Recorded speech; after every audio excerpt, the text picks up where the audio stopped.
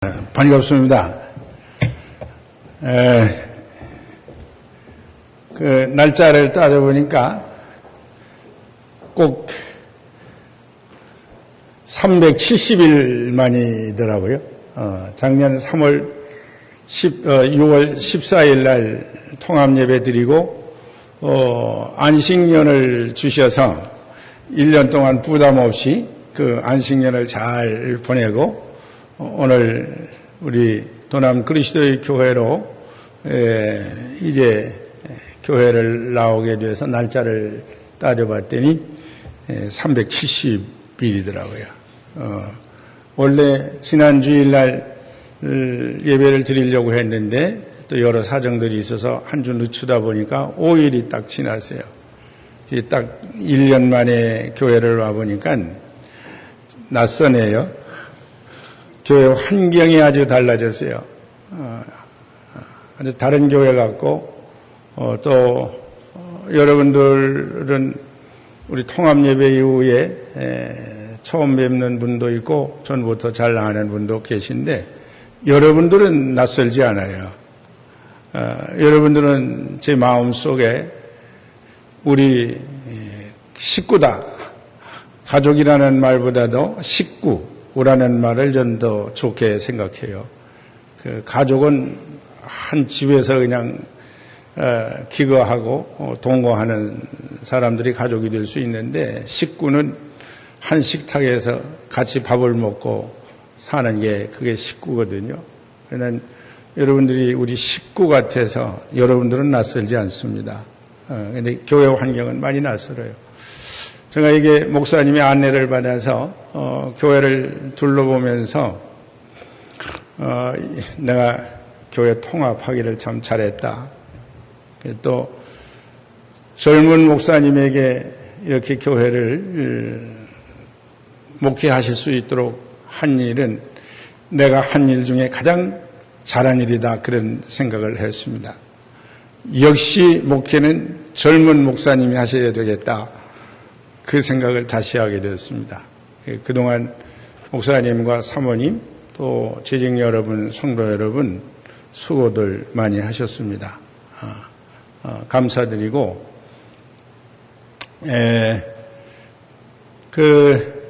제가 이제 한국 나이로 70 민셈이에요. 어떻게 보니까 제 나이가 왔다 갔다 하더라고요. 1년에 2살이 왔다 갔다 하더라고요.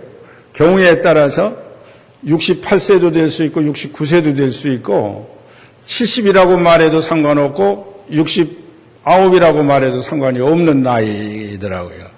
어쨌든 그냥 한국식으로 따져서 70, 금년에 이제 70이 됐는데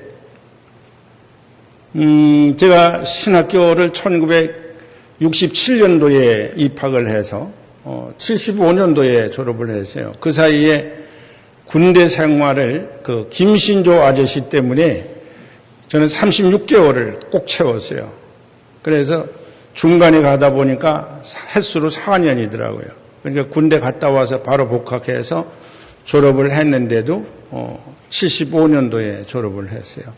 졸업을 하고 이제 목회를 이제 시작을 했는데 목회한 그 연수로 따지면 이제 금년까지 1년이 되고 전도사 임직받은 횟수로 따지면 42년 됐죠.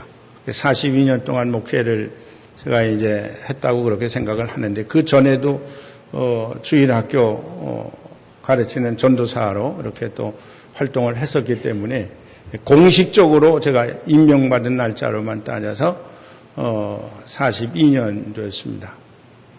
인생 나이 70,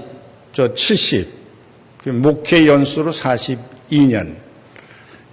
원로 목사로 추대를 하게 됐는데 이 시점에서 한번 내 자신을 좀 돌아봐야 되겠다 하면서 기도하고 돌아보는 가운데에서 제가 오늘 읽기에는 정말 감사해야 될 사람들이 있는데 바로 그것은 성도들이었어요. 교인들이죠. 그래서 그렇게 따지다가 보니까 제가 목회한 교회들이 있어요. 그래서 원로 목사 추대하기 전, 이제 제가 금년 3월 말에 미국을 갔다가 4월 말에 돌아왔습니다. 돌아와서 그 기간 사이에 매주마다 이제 제가 목회했던 교회들을 방문을 해서 했습니다. 그런데 그 방문한 목적이 있어요. 그냥 방문한 건 아니고 목적이 있는데, 첫째는 내가 가서 이분들에게 감사하다는 말을 전해야 되겠다. 이유는 신학교 졸업 맞고 열정이 있고 비전은 있었지만은, 지금도 모르는 게 많지만은 부족한 게 많은 아주 애생이 전도사였는데도 저를 전적으로 신뢰하고 또 사랑하고 협력해줘서 목회를 할 수가 있었어요. 여러분, 제가 몇 살 때부터 주례를 섰을 것 같아요? 28살 때부터. 28살 때부터 주례를 섰어요. 아시는 분은 아실 건데, 조광구 목사님, 형님이 있는데 그 형님이 제가 주례 선 사람 가운데 1호예요. 그때가 75년이에요. 75년부터 매해년마다 주례를 서서 한 70여 쌍을 제가 주례를 했습니다. 그러니까 그만큼 제가 노숙했다는 거죠. 일찍 늙은 사람처럼 취급이 됐나 봐요. 그러니까 28이면 나이가 애생인데 주례를 부탁을 할 정도로. 그래서 그렇게 교인들이 사랑하고 신뢰를 해주고 협력해줘서 제가 목회를 한 것을 생각하니까 내가 가서 감사하다는 말을 꼭 전해야 되겠다. 두 번째로, 미안하다, 죄송하다 하는 말을 내가 하고 싶었어요. 왜 그랬는가 하면, 제가 부족한 게 많지만은, 그렇게 교회들마다 저를 참 사랑해 주셨어요. 교회에 가고 오는 문제에 관해서는 이제 제가 개인적으로 무슨 큰 교회를 원하고 도시교회를 원하고 그런 생각을 가져서 이동한 건 아니에요.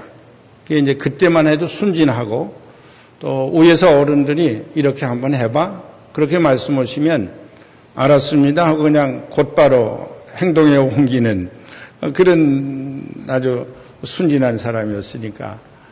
그래서 어른들이 어느 교회가 어려운데 그 교회를 좀 갔으면 좋겠어. 그러면 그렇게 옮기고 했는데 그 가는 교회마다 상처를 입혔어요.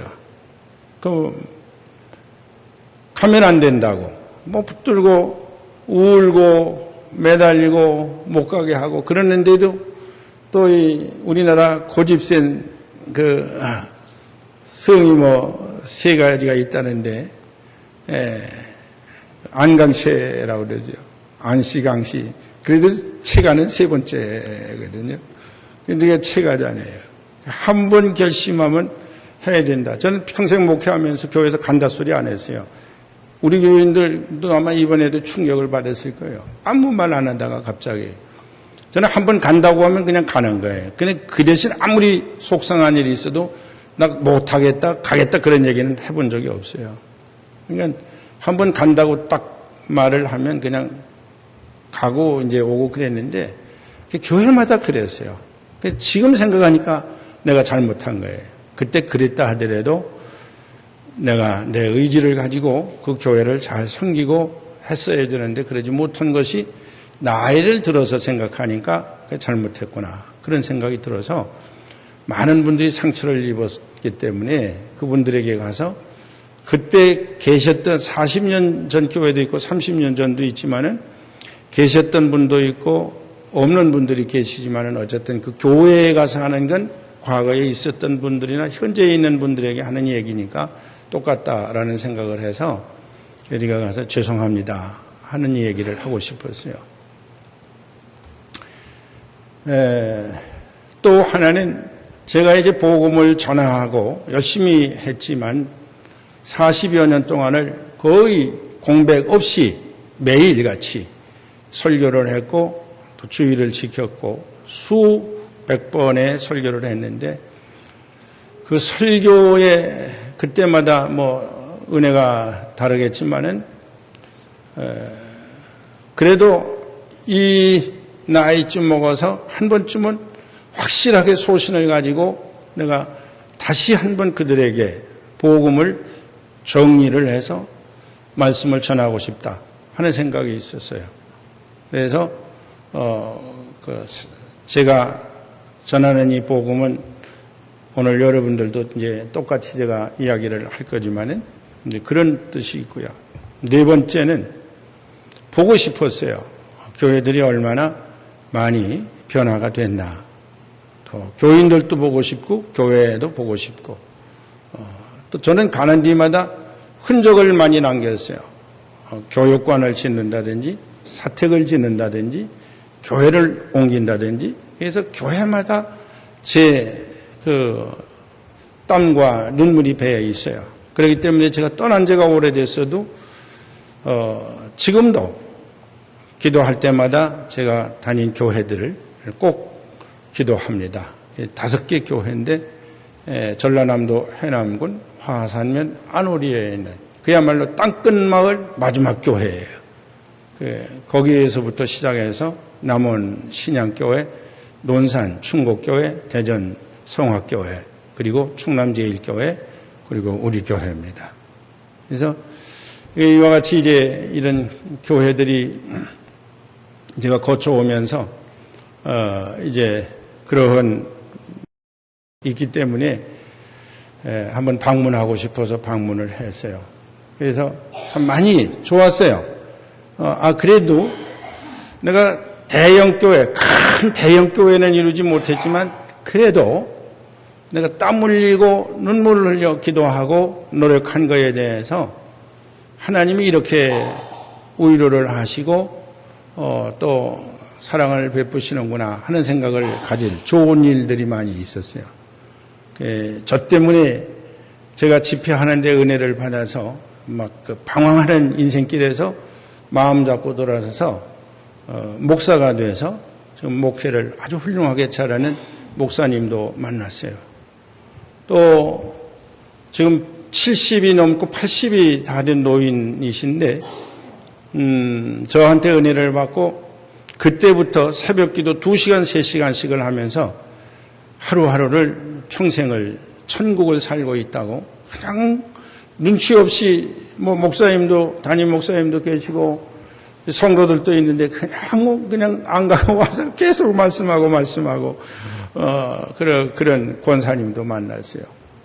또 저 때문에 예수를 믿고 저한테 세례를 받고 미국에 가서 그 장로가 되고 그리고 그 한글 학교 교장이 돼서 지금 일하고 있다고 저한테 명함을 주면서 반갑다고 미국에 오시면 꼭 전화를 해달라고 그 부탁을 하는 또 그런 귀한 장로님도 만났어요. 아마 그래서 그래 목회라는 것이 그렇게 금방 어떤 큰 성과가 없을지라도 결국 열심히 하면 여기저기서 좋은 열매들이 나타나는구나 이런 생각을 하면서 큰 보람도 느끼는 기회가 됐습니다. 그래서 오늘도 제가 여러분들에게 전하는 말씀은 사실은 3탕, 4탕, 5탕째 하는 거예요. 똑같은 설교를 하는 건데 사실 이게 미국에 가니까 그 미국의 한인교회인데 베델교회라고 그 목사님이 70이래요.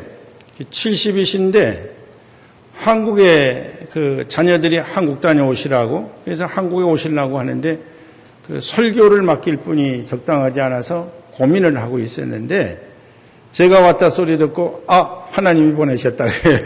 듣자마자 그렇게 생각을 했다고. 그래서 저한테 2주간을 맡겨서 2주간은 또 그 교회에서 목회를 또 했죠. 주일을 제가 예배를 전부 집례하고 설교하면서, 그래서 거기에서부터 시작을 했던 설교예요.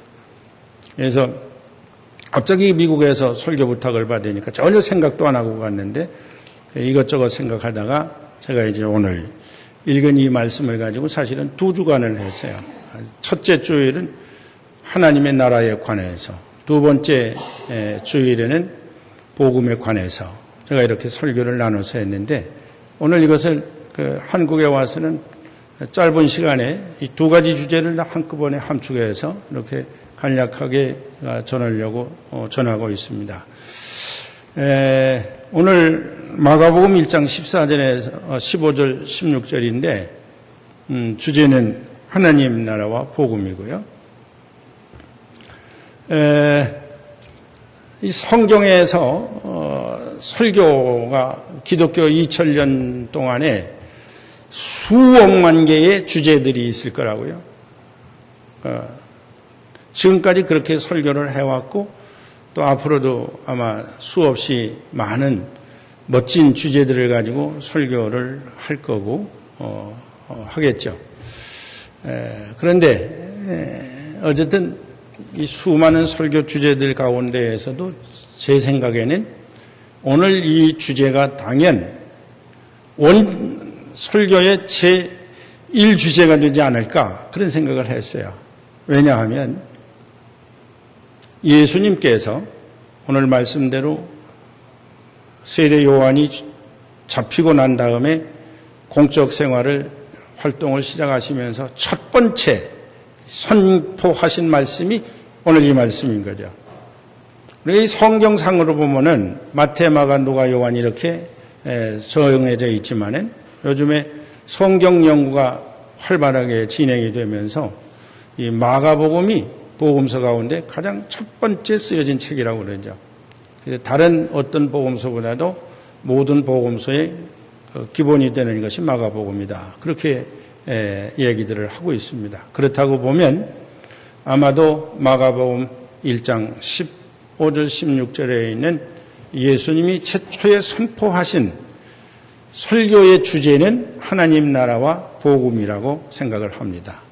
그래서 저는 이 하나님 나라와 복음은 이 예수님께서 선포하신 가장 기본적인 거고 또 원칙적인 거고, 그리고 그 주제가 모든 설교의 중심이 되지 않나 하는 생각을 하게 됩니다. 그래서 하나님 나라와 복음에 관해서 제가 말씀을 드릴 건데, 하나님 나라나 복음 이 주제가 만만치 않고 이 하나의 주제만 가지고도 1년을 설교할 수 있고 뭐 평생 할 수도 있는 주제이기 때문에 단 몇 분에 이걸 여러분들이 알아듣기 쉽게 설교한다는 건 굉장히 어려운 일이겠지만, 제가 가지고 있는 신앙과 신념을 또 목회를 정리하면서 마지막 여러분들에게 전하고 싶은 메시지이기 때문에 이 말씀을 제가 전하려고 하는 겁니다. 우선 하나님께서 우리를 부르시고 교회를 세우신 것은 무엇 때문일까? 얘기하자면 길어지겠지만은 우리가 교회를 나올 때에는 참 제 얘기를 간단하게 한다면 교회를 가게 된 동기는 교회가 재미있다.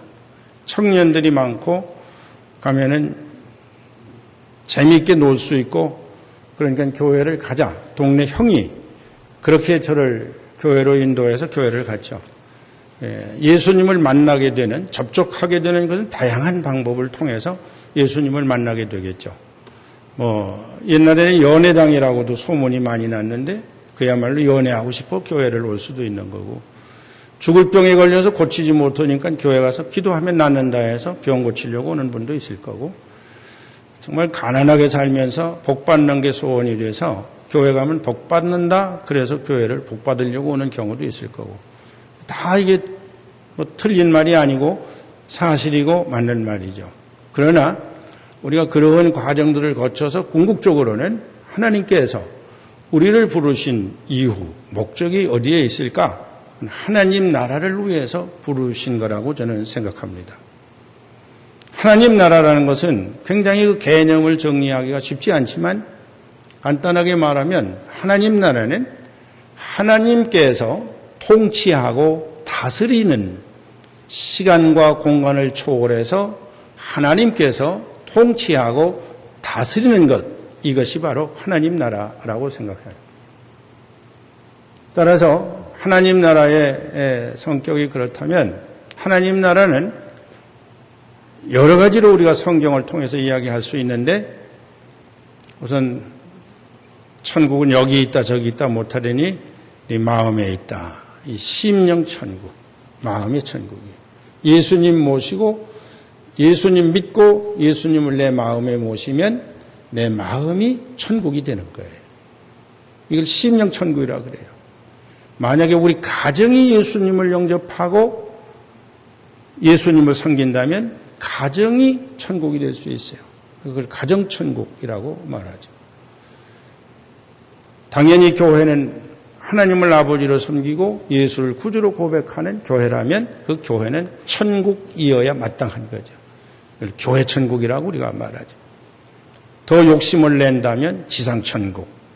온 나라가, 온 세계가 하나님을 중심으로 예수를 믿고 구원받아서 하나님의 백성으로 살아간다면 이 땅에 지상천국이 이루어질 수 있겠죠. 이걸 지상천국이라고 말할 수 있어요. 그러나 여기까지만 말하면 좀 의심하는 경우가 있겠죠. 그래서 저 하나도 못한다면 이 땅에 와서도 죽을 고생하다가 죽어서도 지옥 간다면 매우 불행하겠죠. 예수 믿고 구원받으면 영생을 주신다. 영원한 천국 있죠.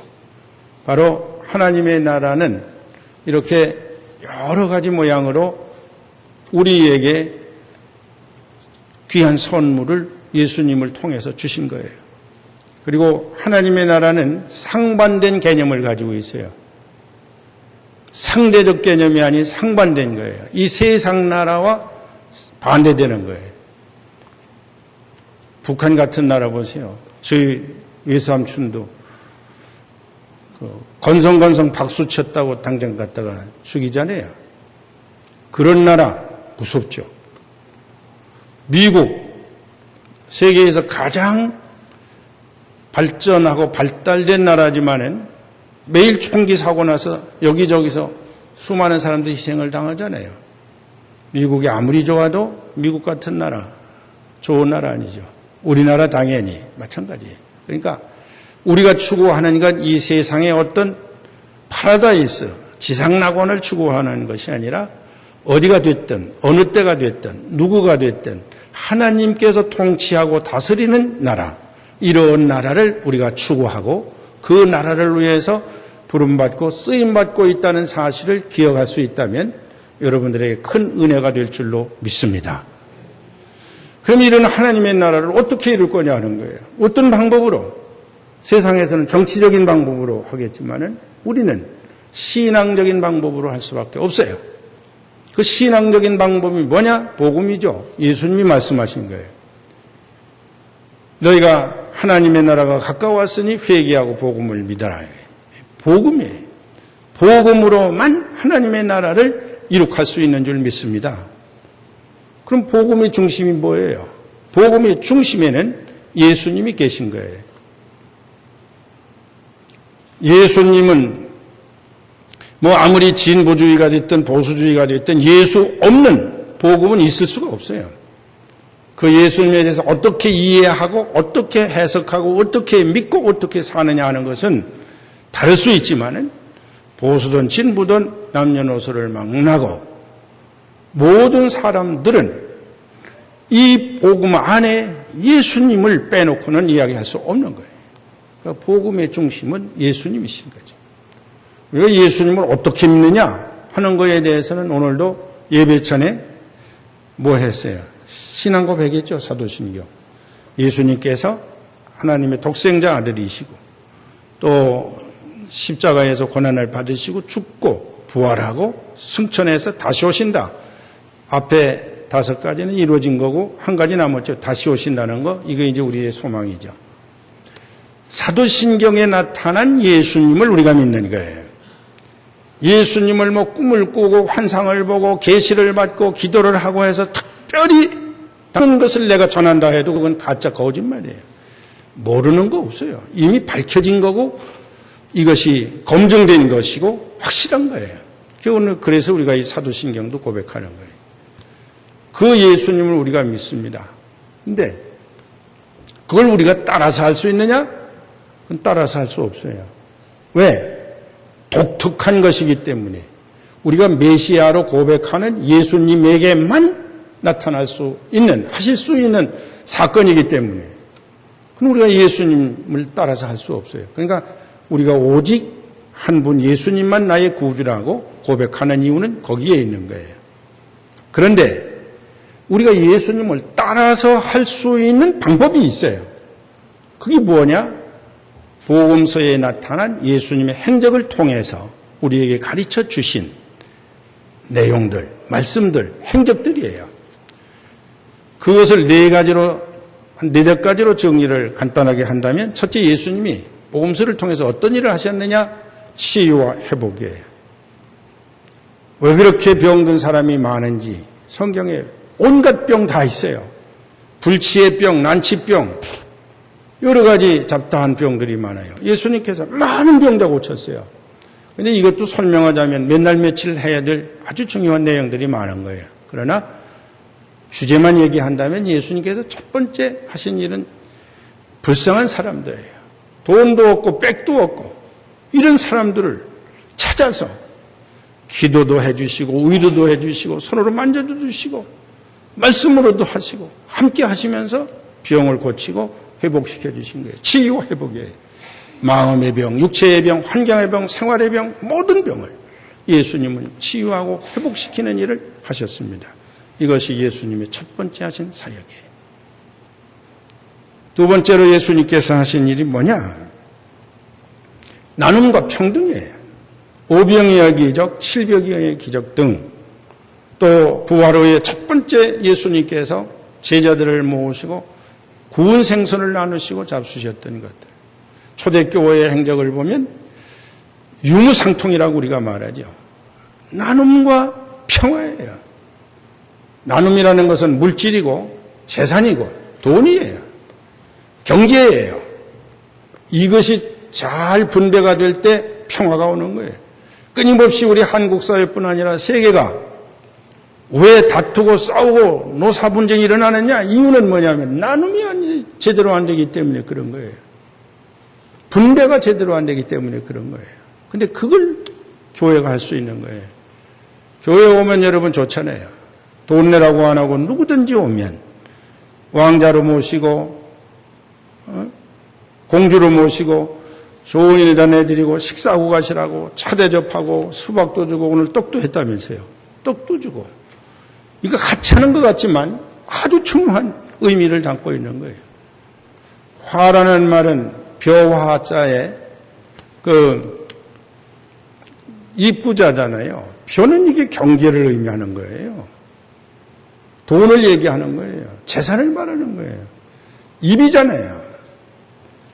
돈을, 경제를, 물질을, 재산을 이것을 바르게 잘 쓰고 또 분배를 잘하고 평등하게 할 때 그때 평화가 오는 거예요. 교회가 이거 하는 거예요. 그래서 예수님께서 두 번째 하신 일은 나눔과 평화예요. 세 번째는 뭐냐? 예수님께서 하신 것이 뭐냐? 예수님께서 하신 것은 차별이 없는 평등한 사회를 예수님께서 우리에게 보여주신 거예요. 어린아이들, 우리도 초등학교 다닐 때 옛날 국민학교에 5일장에 약장 사오면 그거 보고 싶어서 어른들 사이로 막 목을 들고 들어가면 탁 치고 가 이놈아 애들이 뭘 보려고 그래. 공부나 해. 이래 애들 못 오게 하잖아요. 귀찮죠. 예수님 당시도 마찬가지. 애들과 어린이와 여자는 별로 사람 취급을 받지 못하는 거예요.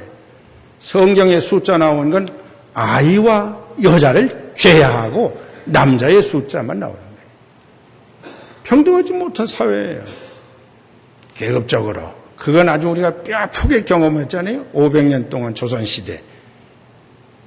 여러분, 교회에서 양반 상놈이 없어진 거 아니에요? 남녀 차별이 없어졌잖아요. 지금도 전라남도, 전라북도 김제에 가면은 기역자 교회가 있잖아요. 남자는 이쪽에서, 여자는 이쪽에서. 딱 가운데다가 줄 쳐놓고, 목사님 이렇게 모퉁이에서 설교하고. 차별이에요. 차별 없는 세상이에요. 잘난 사람, 못난 사람, 부자, 가난한 사람, 성공한 사람, 실패한 사람, 어떤 사람도 상관없이 하늘나라는 환대하고 맞아들이는 거예요. 그리고 사랑하고 존중하는 거예요. 이게 하나님의 나라예요. 이 나라를 추구하는 것이 바로 교회예요.